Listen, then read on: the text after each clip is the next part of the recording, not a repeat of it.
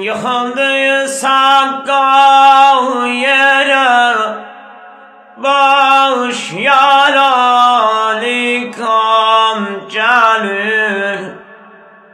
Yıkıldı sakal yere, baş yaralı kamçalır. O seslenir ya Hüseyin, dağla Kur'an gelir ya Hüseyin, ya Hüseyin.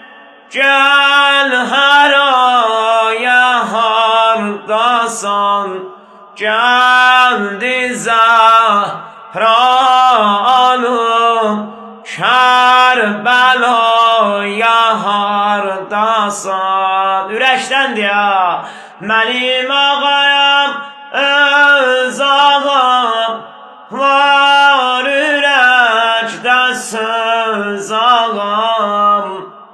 Heydər öpən əllərə dəydi düşmən göz ağam. Axtarırdım hər səni, hər gecə gündüz ağam. Ürəkdən qaldı sözüm, gəlləm hərəmə ağa. Ya Hüseyin, ya Hüseyin, gəl hər aya hardasan, gəldi Zahranım,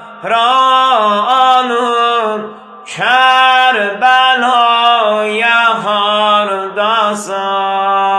Ya Hüseyin, ya Hüseyin, gel her aya hardasan, geldi Zahra.